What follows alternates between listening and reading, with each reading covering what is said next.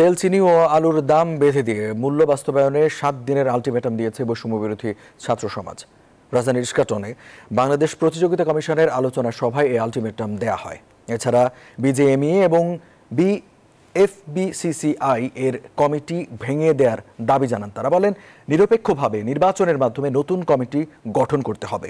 বন্ধ হওয়া চিনিকলগুলো সচল করার লক্ষ্যে তারা জোর দাবি জানিয়েছে। সভায় এনবিআর এর প্রতিনিধি অনুপস্থিত থাকায় কড়া সমালোচনা করেছেন ছাত্ররা।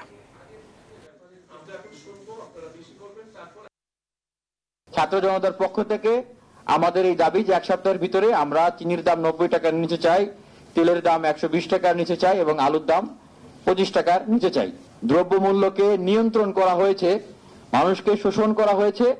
আমরা ব্যবসায়ী মহলের প্রতি, ব্যবসায়ী প্রতিষ্ঠানগুলোর প্রতি আহ্বান জানাবো যে আপনারা জনবান্ধব ব্যবসা এবং একটি জনকল্যাণমূলক রাষ্ট্র ব্যবস্থা গঠন করার যে মূল্যবোধ, সেটিকে আপনারা ধারণ করে আপনারা ব্যবসায় পরিচালনা করবেন।